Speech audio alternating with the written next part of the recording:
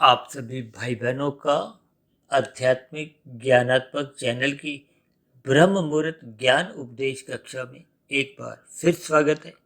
आज की चर्चा का विषय है शिक्षक की भूमिका।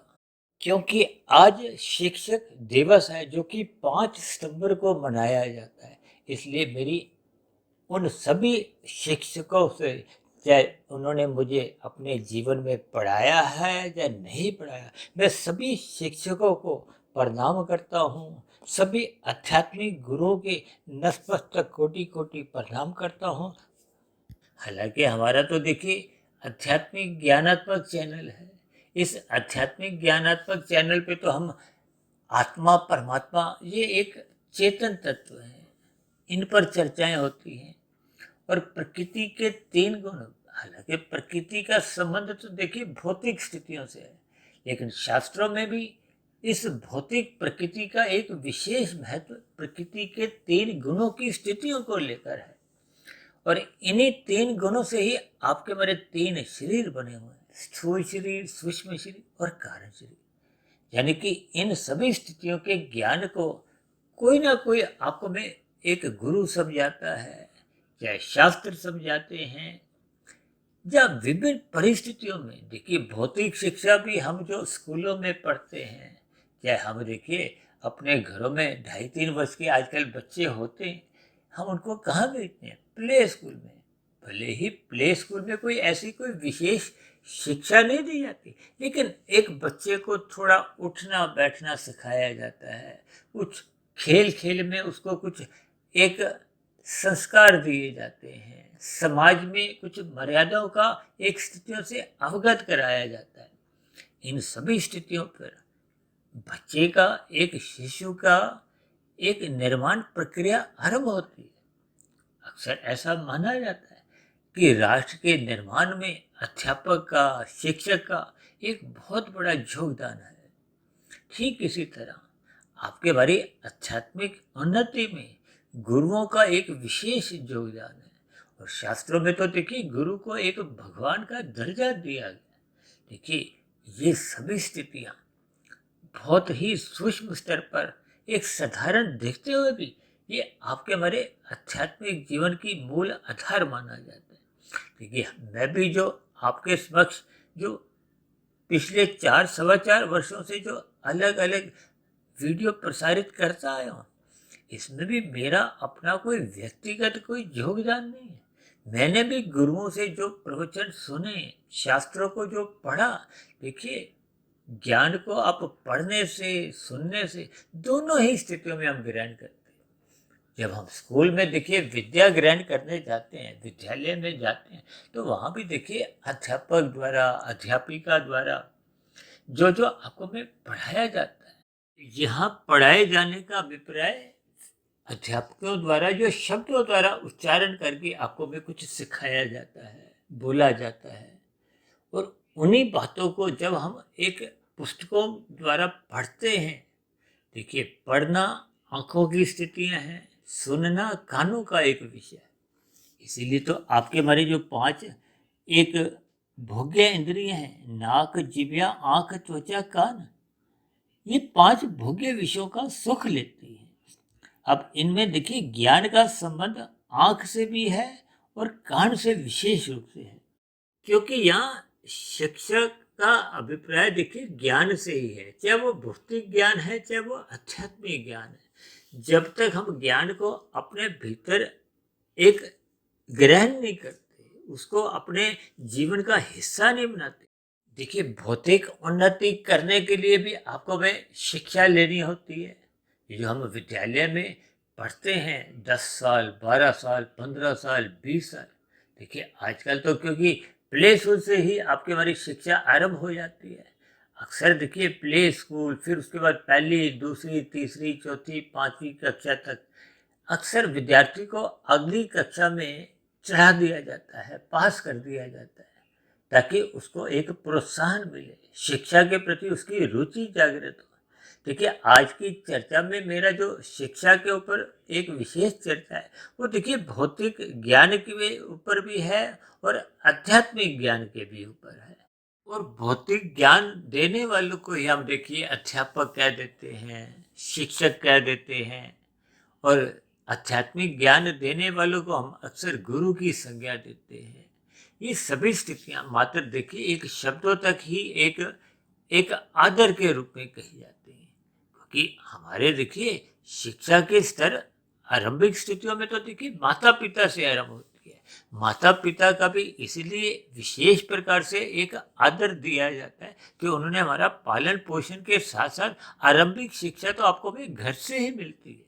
फिर जैसे ही बच्चा कुछ बड़ा हो जाता है तो उसको फिर अध्यापकों द्वारा कुछ शिक्षा प्रदान की जाती है ताकि उसकी बुद्धि का विकास हो। देखिए बुद्धि का विकास भौतिक ज्ञान से संबंध रखता है, लेकिन जैसे जैसे आपका हमारा आध्यात्मिक ज्ञान की कड़ियाँ कुछ जुड़ने लगती हैं तो उस भौतिक ज्ञान के साथ साथ फिर आध्यात्मिक ज्ञान की कड़ियाँ तब आपको हमें समझ में आती है जब उस भौतिक बुद्धि के साथ साथ आपकी हमारी एक विवेक शक्ति जागृत होती है, और ये विवेक शक्ति जागृत होती है गुरुओं द्वारा। गुरु का अभिप्राय यहाँ आध्यात्मिक गुरुओं से है। आध्यात्मिक गुरु का विशेष रूप से अभिप्राय उस मायातीत स्थिति से है, क्योंकि जब गुरु मायातीत की स्थिति पे पहुंच जाता है, ये जो प्रकृति के 3 गुणों की जो एक स्थिति है, क्योंकि ये 3 गुण देखिए एक बंधनदायक है। हालांकि शास्त्रों में देखिए प्रत्यक्ष रूप से जो बंधन कहा गया वो तमोगुण को कहा गया। उसके बाद का जो दूसरा बंधन है वो रजोगुण का है, और तीसरा देखिए सूक्ष्म स्तर पर ये जो सतोगुण का भी है, ये बहुत ही ऊंची स्थिति में जाकर ये सतोगुण जो प्रकृति का गुण है उस गुण को भी एक बंधनदायक मान लिया जाता है। देखिए ये सभी स्थितियां बहुत ही सूक्ष्म स्तर पर है, क्योंकि शास्त्रों में तो कहा गया सतोगुण की प्रशंसा करो। यहाँ सतोगुण की प्रशंसा का अभिप्राय देखिए सपेश दृष्टिकोण से है, क्योंकि शास्त्रों में तमोगुण की तो निंदा के लिए कहा गया और रजोगुण की उपेक्षा के लिए, उदासीन रहने के लिए बार बार कहा जाता है। ये सभी स्थितियां देखिए शब्दों के जो भावार्थ हैं वो सपेश दृष्टिकोण से अलग अलग स्थितियों में उनके अलग अलग महत्व होते हैं। जबकि सतोगुण बढ़ाने के लिए तो आपके हमारे जीवन में ऋषिगत ग्रंथों में विभिन्न प्रकार के कर्म कांड बताए गए। उन कर्म कांडों को मनुष्य को करने मात्र से ही उसका रजोगुण से सतोगुण की ओर जाने का एक रास्ता खुलता है। और जब मनुष्य सतोगुण में पहुंच जाता है, वहां उसका रुकने का अभ्यास बनना आरंभ होता है। तो उस सतोगुण से जब विशुद्ध सतोगुण जो कि परमात्मा के लिए कहा जाता है, भगवान के लिए कहा जाता है, ब्रह्म के लिए कहा जाता है, उस स्थिति विशेष तक पहुंचने को ही एक आध्यात्मिक साधना कहा जाता है, जो कि केवल मनुष्य जोनि में ही करना संभव है। शेष जोनियों में देखिए उस आध्यात्मिक यात्रा का कोई एक प्रावधान ही नहीं है, एक पात्रता ही नहीं है। हालांकि मनुष्य जोनि को देखिए कर्म जोनि के साथ जोड़ा गया, यानी कर्म जोनि के साथ तो हम अपने आप ही जुड़ जाते हैं। हम ये नहीं कह सकते कि हम देखिए कर्मफल सिद्धांत से बंधेंगे नहीं, हम अपनी मन मर्जी करेंगे। देखिए सभी मनुष्य एक समय के बाद, अक्सर मैं अपनी चर्चाओं में समझाता रहता हूँ कि जब मनुष्य यानी जब बालक की उम्र 10, 11, 12 वर्ष की होती है, जब उसकी काम इंद्रियां यानी कि कामुक इंद्रियों का एक विकास होना आरंभ होता है, उस स्थिति विशेष से उसका कर्माशय बनना आरंभ हो जाता है। उससे पहले की स्थितियों में उसका देखिए कर्माशय नहीं बनता। देखिए ये मेरा एक व्यक्तिगत विचार है, स्पष्ट रूप से शास्त्रों में मेरा पढ़ने में नहीं आया। ये सभी स्थितियों को हम जितना ज्ञानपूर्वक इन पर चिंतन करते हैं, विचार करते हैं, उतने फिर शास्त्रों की जो सूक्ष्म कड़ियाँ हैं वो आपस में जुड़ने लगती, क्योंकि आपके हमारे स्थूल शरीर भले ही देखिए तामसी हैं, ये जो 5 भोग्य विषय हैं, जो इन स्थूल शरीर का एक सूक्ष्म भूत है, एक कारण रूप है।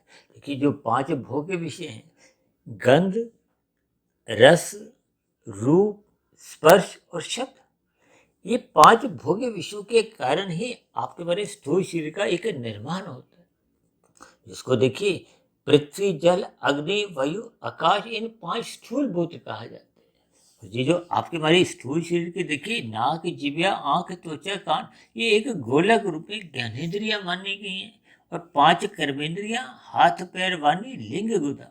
देखिए हाथ पैर वाणी से ही हम अपने कर्मों को एक दिशा देते हैं। ये सभी स्थितियां अक्सर हम अपनी चर्चाओं में रखते ही हैं, लेकिन आज हमारा विषय जो केवल शिक्षा से संबंध रखता है, शिक्षक की एक भूमिका से संबंध रखता है, क्योंकि माता पिता हमारे प्रथम शिक्षक माने गए हैं। फिर उसके बाद हमारे परिवार में देखिए जो दादा दादी हैं या और परिवार के सदस्य भी हैं, वो भी आपके हमारे एक शिक्षक ही माने जाते हैं। और मैं तो यहाँ तक भी मानता हूँ कि हमारे जो मित्र हैं, रिश्तेदार हैं, देखिए स्कूल में तो ये आपके जो शिक्षक हैं, वो तो शिक्षक आपको में एक भौतिक ज्ञान की स्थितियों से अवगत कराते ही हैं, लेकिन ये जो समाज की अन्य स्थितियां हैं, चाहे वो देखिए रिश्तेदारों की हो, चाहे वो मित्रों की हो, चाहे पड़ोसियों की ही हो, हम सभी स्थितियों में कुछ ना कुछ ज्ञान लेते हैं, शिक्षा लेते हैं। उसको आप अनुभव कहो, किसी भी परिस्थितियों में देखिए, चाहे ये हम ज्ञान अखबार पढ़ के लेते हैं, चाहे पुस्तक पढ़ के लेते हैं, चाहे पुस्तिका पढ़ के लेते हैं, किन्हीं भी कारण से, चाहे देखिए हम जो आध्यात्मिक ज्ञान की जो हम चर्चा करते हैं, तो शास्त्रों का अध्ययन करना आपके लिए एक आवश्यक होता है। और गुरुओं द्वारा भी जो प्रवचन बोले जाते हैं, वो भी शास्त्र आधारित होते हैं। अक्सर मैं देखिए शास्त्रों को एक जीपीएस के साथ जोड़ देता हूँ, क्योंकि वो हमारा आपका मार्गदर्शन करते हैं कि जीवन में हमें किन किन स्थितियों में क्या क्या समस्याएं आ सकती हैं, उन समस्याओं का क्या क्या समाधान है, वो शास्त्रों में पहले से ही समझाया गया है। दूसरी विशेष बात देखिए, जब हम स्कूल जाते हैं, यानी कि विद्यालय जाते हैं, तो वहाँ विभिन्न प्रकार के अनुशासन में आपके बारे कुछ गतिविधियां होती हैं। उस अनुशासन में रहते हुए ही हम अपनी विद्या का अध्ययन करते हैं, शिक्षा ग्रहण करते हैं, क्योंकि शिक्षक ही आपके हमारी जो एक बुद्धि का विकास करते हैं, आपके हमारी जो भीतर योग्यता छिपी होती है उसमें एक निखार लाते हैं। ये सभी स्थितियां आपके हमारी भौतिक ज्ञान से संबंधित रखती हैं। जबकि प्राचीन समय में तो देखिए गुरुकुल हुआ करते थे। गुरुकुल में देखिए आपके हमारे शारीरिक विकास से संबंधित भी शिक्षाएं दी जाती थी, आध्यात्मिक ज्ञान की भी चर्चाएं होती थी और भौतिक ज्ञान की भी साथ में चर्चा होती थी। यानी कि कुल मिलाकर गुरुकुल में एक बच्चे का सर्वांगीण विकास होने की एक स्थितियां होती थी। लेकिन वर्तमान समय में देखिए भौतिक शिक्षा केवल विशेष स्तर पर इन स्कूलों में दी जाती है, ताकि मनुष्य बड़ा होकर अपने व्यवसाय को कुशलतापूर्वक चला सके। जबकि आजकल तो देखिए कुछ ऐसी शिक्षा भी दी जाती है कि कैसे हम अपने उद्योग को स्थापित कर सकते हैं। उस उद्योग को लगाते में आपको हमें किन किन कुशलताओं में विशेष निपुणता हासिल करनी होती है।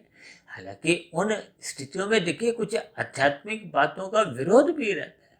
देखिए जब हम अपने उत्पाद को विभिन्न प्रकार की अच्छाइयों द्वारा उसको कुछ आकर्षित उत्पाद बनाते हैं, या दूसरे सरल शब्दों में कुछ ऐसे शिक्षा की एक स्थितियां भी पढ़ाई जाती हैं जिसमें कुछ चतुराई करना भी सिखाया जाता है। हालांकि हमारा देखिए उन विषयों से कोई लेना देना नहीं, लेकिन बात शिक्षा की चली तो उन स्थितियों पर भी देखिए कुछ आजकल ऐसे कोर्स चल गए हैं जिसमें आपके हमारे जीवन में अधिक से अधिक धन कैसे कमाया जाए, अपने उत्पाद को कैसे आकर्षित किया जाए, उस उत्पाद का अधिक से अधिक कैसे मूल्य लिया जाए, ये सभी स्थितियां भी देखिए आजकल भौतिक शिक्षा के स्तर में उनका एक प्रवेश हो गया है। हालांकि हमारा देखिए मुख्य रूप से जो विषय है वो एक शिक्षक की भूमिका से है। यहाँ शिक्षक का अभिप्राय देखिए भौतिक स्तर पर जो आपको वे ज्ञान देते हैं, जो आपकी हमारी बुद्धि का विकास करते हैं, क्योंकि जब बुद्धि का ही यदि विकास ही नहीं होगा तो फिर आपको हमें देखिए आध्यात्मिक ज्ञान की जो एक कड़ियाँ हैं उसके समक्ष हम अपने आप को काबिल कर ही नहीं पाते। जैसे हमारे देखिए 3 शरीर हैं, स्थूल शरीर, सूक्ष्म शरीर और कारण शरीर। देखिए भौतिक ज्ञान का स्थूल शरीर के स्तर पर विशेष महत्व है, क्योंकि आपके हमारे शरीर की कुछ आवश्यकताएं हैं। आपको दाल रोटी भी चाहिए, आपको वस्त्र भी चाहिए, आपको रहने की एक स्थितियां भी चाहिए। तो ये सभी आवश्यकताओं की पूर्ति भौतिक ज्ञान लेने के बाद हम इस योग्य बन पाते हैं कि हम अपना कोई व्यवसाय स्थापित कर सकते हैं, यानी कि धन कमाने के लिए, क्योंकि 4 पुरुषार्थ हैं: धर्म, अर्थ, काम, मोक्ष। और मोक्ष तो देखिए आपके हमारे जीवन का एक लक्ष्य है। मोक्ष का अभिप्राय परमात्मा को पाने से है। परमात्मा को पाने का अभिप्राय ये जन्म मरण के बंधन से मुक्ति का है। और यदि हम अपने स्थूल शरीर को ही स्वस्थ नहीं रख पाते या स्थूल शरीर की आवश्यकताओं की पूर्ति के लिए धन कमाने में यदि सफल नहीं हो पाते, इसलिए भौतिक शिक्षा की कहीं भी देखिए कोई निंदा नहीं है। और भौतिक शिक्षा हम जितने स्तर पर हासिल कर लेते हैं वो आपके हमारे जीवन का एक आधार बनती है। लेकिन आपका हमारा जो एक मुख्य लक्ष्य है वो परमात्मा प्राप्ति का है। यानी कि जब हम भौतिक शिक्षा लेने के बाद हम आध्यात्मिक ज्ञान के ऊपर भी अपना जीवन लगाने लगते हैं, साधना करने की स्थितियों में अपने आप को स्थित कर लेते हैं, तो उस स्थिति विशेष को देखिए ब्रह्म मुहूर्त से जोड़ा गया है। क्योंकि प्रकृति के 3 गुणों में देखिए तमोगुण को पदार्थों से जोड़ा गया है। ये तमोगुण को देखिए नींद लेने से भी जोड़ा जाता है, क्योंकि आपके हमारे स्थूल शरीर की देखिए नींद लेना भी एक आवश्यक होता है। और इसी तरह रजोगुण को देखिए क्रियाओं से, रोजगार से, नौकरी से, अपने व्यवसाय से, किसी भी स्थितियों से जोड़ा जा सकता है। हालांकि रजोगुण की देखिए शास्त्रों में ही कहा गया है कि इसके प्रति उदासीन रहो। उदासीन का अभिप्राय केवल इतना ही लेना चाहिए कि संसार को एक मौज मस्ती के रूप में, एक मनोरंजन के रूप में, एक खेल तमाशों के रूप में हमें एक मर्यादा तक ही लेना है, ताकि आपके हमारे जीवन में स्थूल शरीर का जो एक आवश्यकता है वो पूरी होती जाए। आपके हमारे जीवन में नीरसता नहीं आए, आपके जीवन में एक उमंग उल्लास एक मर्यादा तक बना रहे। ये सभी स्थितियां आपके हमारे जीवन में सत्वगुण के प्रति एक सहायक होनी चाहिए।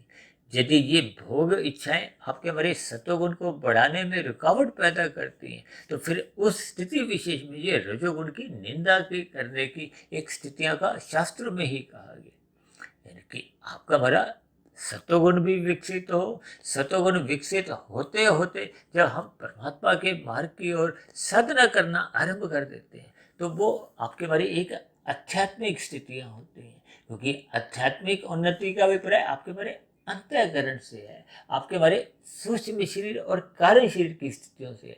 क्योंकि मृत्यु केवल स्थूल शरीर की होती है। ये जो 84 लाख प्रकार की योनियों का शास्त्रों में समझाया गया वो स्थूल शरीर से संबंध रखती है।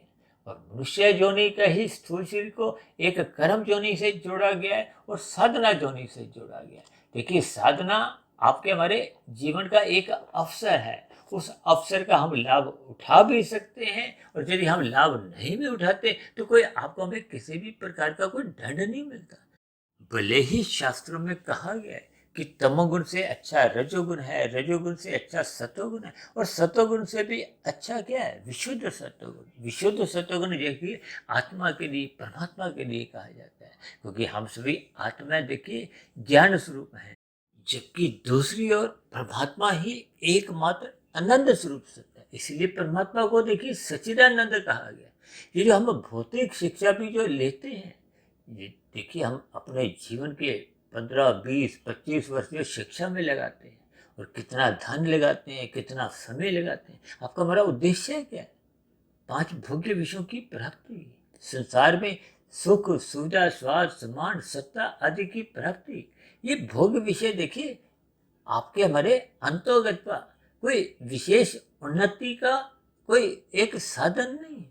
देखिए आपके हमारी आध्यात्मिक उन्नति जब तक आरंभ नहीं होती तब तक मनुष्य जीवन को एक सार्थक मानना ही नहीं जाता।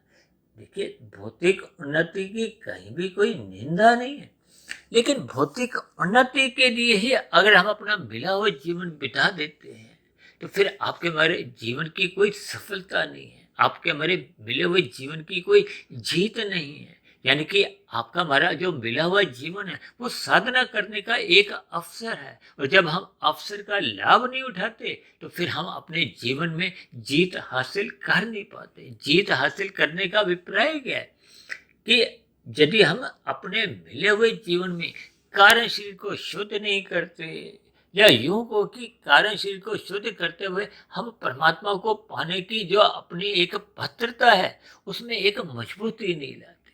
देखिए अक्सर हम बार बार कहते हैं ना कि तमोगुण से अच्छा रजोगुण है, रजोगुण से अच्छा सतोगुण है और सतोगुण से भी अच्छा विशुद्ध सतोगुण। इसको हम अंकों के आधार पे समझाते हैं कि तमोगुण 1 है, रजोगुण 10 है और सत्वगुण 100 है। अब 1 और 10 देखिए पास पास है, ये आपके हमारे जीवन में कोई उन्नति नहीं करते। उन्नति का अभिप्राय देखिए सत्वगुण से है। सत्वगुण में भी जाकर आपका हमारा एक आधार तैयार होता है। कोई आध्यात्मिक उन्नति कोई विशेष हो नहीं पाती। अक्सर हम एक उदाहरण देते हैं, आईएएस की मुख्य परीक्षा में बैठने से पहले एक प्रिलिमिनरी टेस्ट पास करना होता है, एक प्रारंभिक शिक्षा पास करनी होती है। यदि वो मनुष्य उस परीक्षा को पास करने में फेल हो जाता है, असफल हो जाता है, तो उसको मुख्य परीक्षा में बैठने का कोई अवसर ही नहीं मिलता। ठीक इसी तरह जब तक हम सतोगुण में स्थित नहीं होते, सतोगुण में स्थित होने का अभिप्राय 100 की स्थिति से है। देखिए ये जो शास्त्रों में विभिन्न प्रकार के जो कर्म कांड रचे गए, ये आपको में सत्वगुण का रास्ता दिखाते हैं, वहां पहुंचा देते हैं। फिर सत्वगुण में टिकना आपका हमारा एक पुरुषार्थ है। पुरुषार्थ का अभिप्राय फिर 100 से 1000 की जो आध्यात्मिक साधना है। देखिए भगवान श्री कृष्ण जी ने गीता में कर्म योग, ज्ञान योग, भक्ति योग के 3 एक राष्ट्रीय योग की स्थितियों द्वारा समझाए। कर्म योग का अभिप्राय क्या है कि जब हम निष्काम भाव से कर्म करते हैं, अपने कर्तव्य कर्मों को ईमानदारी से बिना फल की इच्छा के करते हैं। देखिए कर्म फल सिद्धांत के अंतर्गत तो पहले कर्म किया जाता है। शास्त्रों में तो देखिए विधि विधान निषेध कर्मों की एक स्थितियां समझाई गई। विधि विधान द्वारा इसका अभिप्राय क्या है कि विधि विधान द्वारा धर्मानुसार जो हम कर्म करते हैं, जो शास्त्र आपको में अनुमति देते हैं, फिर वैसा कर्म होने से आपको हमें फल मिलता है। यही तो एक सिद्धांत है, कर्म फल, कर्म पहले फल बाद में। और यदि मनुष्य कर्म करता नहीं है, दूसरों के फल चुराता है, तो फिर वो अनितिगत कार्य निषेध कर्म है, वो मना किया गया। आज मनुष्य देखिए मांसाहार भोजन का सेवन करता है, तो ये निषेध कर्म भले ही कानून की स्थितियों में कोई अपराध नहीं भी माना जाता। इसी तरह हम जितने भी देखिए पाप कर्म करते हैं जो शास्त्रों में मना किए गए, उससे आपका हमारा पाप कर्मों का कर्मशय बढ़ता है। और मनुष्य जो नहीं तो देखिए मरने के बाद पुनः तभी मिलती है जब संचित कर्मों में पाप और पुण्य कर्मों की कम से कम तुल्यता होती है। अन्यथा ये तुल्यता यदि बिगड़ जाती है, यानी कि पाप कर्म अधिक हो जाते हैं, पुण्य कर्म कम रह जाते हैं, तो फिर मनुष्य को पुनः मनुष्य जोनि ना मिलकर नीचे की जोनियों में कर्म से जाना पड़ता है। जैसे सांप सीढ़ी में देखिए सांप काटने पे आपको भी उस स्थिति विशेष में नीचे पहुंचना पड़ता है, फिर वहां से आपका हमारा एक विकास होता है। इसी तरह यदि हम पाप कर्म अधिक कर जाते हैं तो आपका हमारा वृक्ष जोनि में, कीड़े मकोड़े में, कीट पतंगे, पक्षी पशु में जहाँ हम पहुंच जाते हैं, तो फिर वहां से जैसे जैसे हमारे पाप कर्मों का नाश होता है, दुख भोगते हैं, तो फिर हमारा विकास होते होते जब वो पाप कर्म घट घट के पुण्य कर्म के बराबर आ जाते हैं, तो फिर पुनः आपको हमें मनुष्य जो नहीं मिल जाती। देखिए कहने में ये तो 2 4 5 मिनट लगते हैं, लेकिन इन स्थितियों में पहुंचने में हजारों लाखों करोड़ों अरबों खरबों कितने जन्म लेने पड़े, इसका कोई निश्चित नहीं है। देखिए ये बहुत ही स्थितियां सूक्ष्म स्तर पर अक्सर हम समझाते रहते हैं, लेकिन आज हमारा देखिए केवल शिक्षक की भूमिका के इर्द गिर्द ही चर्चा घूम रही है, ताकि हम शिक्षा को विशेष महत्व दें। देखिए भौतिक शिक्षा की हम कहीं भी कोई एक निंदा नहीं है, क्योंकि भौतिक शिक्षा के स्तर पर यदि हम काबिल नहीं बनते, तो फिर आध्यात्मिक ज्ञान की एक शिक्षा लेने की आपकी हमारी पात्रता भी बन नहीं पाती। जैसे कि अभी मैंने आईएएस का उदाहरण दिया, यानी कि आध्यात्मिक शिक्षा लेना तो आपके हमारे जीवन का एक मुख्य लक्ष्य बाद में बन ही जाता है, लेकिन उससे पहले आपको हमें भौतिक शिक्षा लेनी अनिवार्य होती है। इन सभी स्थितियों को आपको हमें ज्ञान पूर्वक समझना होगा। इसलिए तो हम बार बार कहते हैं कि सतोगुण का अधिक से अधिक संग करो, ब्रह्म मुहूर्त में उठो, क्योंकि ब्रह्म मुहूर्त की स्थिति विशेष में वो सतोगुण की एक शुद्धतम स्थिति होती है। वो गुजरे हुए तमोगुण से और आने वाले रजोगुण से प्रभावित नहीं होता। देखिए शास्त्रों में तो बार बार कहा गया इन 3 गुणों के ज्ञान विज्ञान को मनुष्य को समझना होगा। इन 3 गुणों के ज्ञान विज्ञान को समझने पे ही आपको मैं अपने जो 3 शरीर हैं, स्थूल शरीर, सूक्ष्म शरीर और कारण शरीर को हमें बोध होता है। देखिए, स्थूल शरीर की मृत्यु सभी की होती है, लेकिन कारण शरीर की यदि मृत्यु हो जाती, यहाँ कारण शरीर की मृत्यु का अभिप्राय बुरे संस्कारों के दग्ध बीज होने से है। यानी कि जब तक हम साधना करते करते, यानी कि सत्संग श्रद्धा पूर्वक करने से वो बुरे संस्कार हमने दग्ध बीज करने हैं, समाप्त हो जाता है, दग्ध बीज हो जाते हैं। देखिए, कारण शरीर में यदि संस्कार बने हुए हैं तो फिर वो मन बुद्धि में फुरने उठाते हैं। वो मन बुद्धि में उठने वाले फुरने ही फिर स्थूल शरीर के स्तर पर दिशा निर्देश देते हैं। ये जो बुरे संस्कार होते हैं, ये इतने वेग से आते हैं कि स्थूल शरीर की कर्मेंद्रियों द्वारा पुनः पाप कर्म करवा जाते हैं, या 5 ज्ञानेंद्रियों द्वारा उन भोग विषयों का संग करवा देते हैं। देखिए, इन सभी स्थितियों पर आपको हमें ज्ञान विज्ञान समझते हुए शास्त्रों का अध्ययन करना होगा। इसलिए तो कहते हैं श्रद्धा पूर्वक सत्संग करो, क्योंकि श्रद्धा पूर्वक सत्संग होने से ही हम उस पर मनन कर सकते हैं। फिर मनन की प्रक्रिया निरंतर बने रहने से फिर कार्यशील में शुभ संस्कार बनते हैं। यही तो आध्यात्मिक उन्नति है। और यदि हम इस आध्यात्मिक उन्नति को प्राप्त नहीं करते तो फिर आपका हमारा जीवन यूं ही व्यर्थ चले जाता है। और यदि कर्मों के आधार पर पुनः मनुष्य योनि की प्राप्ति नहीं होती तो फिर नीचे की योनियों में आपको मैं प्रकृति जाने को विवश कर देती। इन नीचे की योनियों को ही देखिए एक अधोगति की स्थितियां माना गया है। इसलिए हम सभी भाई बहनों को अपने मिले हुए जीवन में भौतिक शिक्षा को विशेष महत्व देते हुए, अपनी पात्रता बनाते हुए हमें आध्यात्मिक ज्ञान को एक विशेष महत्व देना होगा। गुरु की आज्ञा में रहते हुए अपनी आध्यात्मिक उन्नति करनी होगी, ताकि मरने के बाद पुनः आपको हमें कम से कम मनुष्य योनि का ही जन्म मिले, संस्कारी माता पिता मिले, गुरुजनों का पुनः संग मिले, ताकि हम शेष बची हुई आध्यात्मिक यात्रा को जल्द से जल्द पूर्ण करते हुए परमात्मा को पा जाएं। परमात्मा को पाने का अभिप्राय जन्म मरण के बंधन से हम मुक्ति पा जाएं। तो यही आज हमने देखिए भौतिक ज्ञान और आध्यात्मिक ज्ञान की कड़ियों को लेते हुए एक शिक्षक की भूमिका पर कुछ प्रकाश डाला है। इन सभी स्थितियों पर आपको हमें अपना स्वयं का आकलन करते हुए अपनी यथास्थिति पर चिंतन करना चाहिए और अपने आध्यात्मिक उन्नति को विशेष एक महत्व देते हुए अपने मिले हुए जीवन में साधना करते हुए अपनी आध्यात्मिक उन्नति को एक गति देनी होगी। यानी कि श्रद्धा पूर्वक सत्वगुण का संग करते हुए सत्संग करते रहना होगा। ब्रह्म मुहूर्त में उठने का अपना संस्कार जगाना होगा, ताकि दिन में जब रजोगुण की स्थितियां होती हैं उन रजोगुण में आपका भी विषय भोगों के प्रति एक उदासीन रहना चाहिए।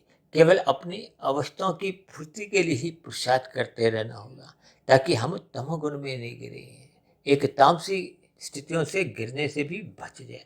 तो ऐसी सभी शुभ स्थितियां हम सभी भाई बहनों के जीवन में निरंतर बढ़ती जाएं, ताकि आपके हमारी आध्यात्मिक उन्नति भी निरंतर अग्रसर हो। हम परमात्मा की नजदीकियां प्राप्त करते हुए उस पूर्ण स्थिति को जल्द से जल्द प्राप्त करें। तो ऐसी सभी शुभ स्थितियां हम सभी भाई बहनों के जीवन में भी जल्द से जल्द बनने लगे।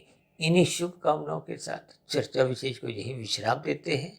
फिर भी चर्चा संबंधित आपके मन में कोई प्रश्न उठ रहे हो, कोई मेरी कही गई बातों पर आपको कोई आपत्ति हो, तो आपके प्रश्नों के साथ साथ आपकी शिकायतों का नीचे दिए गए कमेंट्स बॉक्स पर सदा ही स्वागत है। अब चर्चा विशेष को यही विश्राम देते हैं। शाम को फिर मिलते हैं संध्या बेला 11 कक्षा में। तब तक आप अपने आध्यात्मिक मित्र सुधीर भाटिया फकीर को इजाजत दें।